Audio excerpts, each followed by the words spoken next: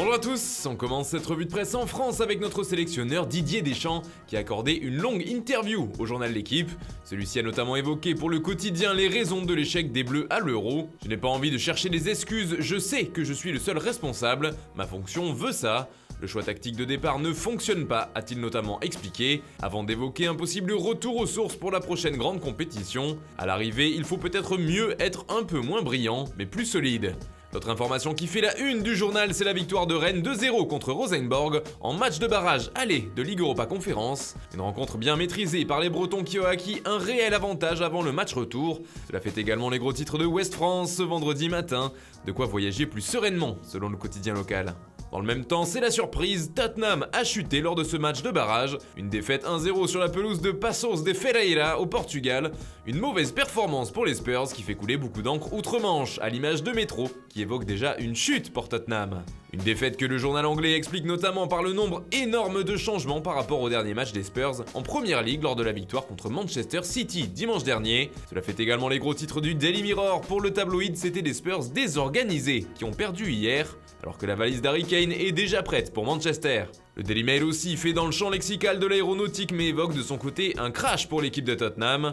Le club londonien fait aussi la une des pages sport de The Guardian, mais ce qui nous intéresse ici c'est l'info concernant Lionel Messi. Le journal explique qu'il est en bonne voie pour débuter ce soir contre Brest en s'appuyant notamment sur les déclarations de Mauricio Pochettino en conférence de presse, car le coach du PSG a avoué hier qu'il n'avait pas encore choisi si la star argentine jouerait ou non.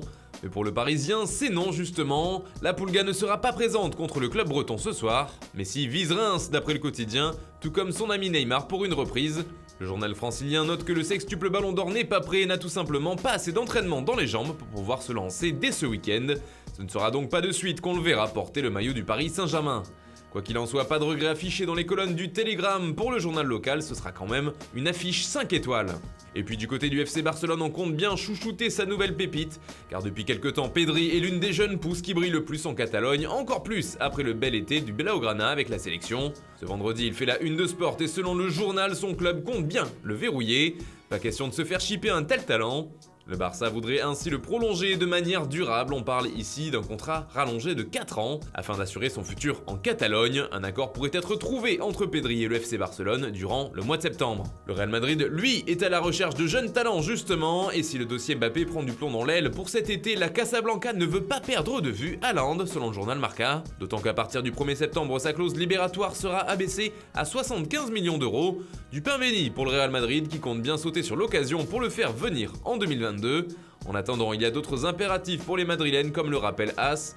L'un d'eux est de pouvoir rejouer au Santiago Bernabéu, actuellement en travaux. Hier, plusieurs joueurs de l'effectif ont pu aller visiter le stade et constater le changement. Les Merengues devraient pouvoir le retrouver le 12 septembre prochain avec la réception du Celta en championnat. On termine ce tour de la presse avec l'Italie où c'est un grand attaquant français qui fait les gros titres. En effet, la rumeur Marcus Thuram à l'Inter agite tous les quotidiens transalpins, à l'image de la Gazzetta dello Sport qui titre Boum Boum Thuram. Pour le journal au papier rose, cette nouvelle fait l'effet d'une bombe du côté du club lombard et d'après la Gazzetta, l'attaquant du Borussia Mönchengladbach est un choix direct de l'entraîneur Simone Inzaghi. Il y a aussi un Thuram pour l'Inter, placarde le Quotidiano Sportivo en couverture, précisant qu'il était une solution possible pour l'attaque des Nerazzurri.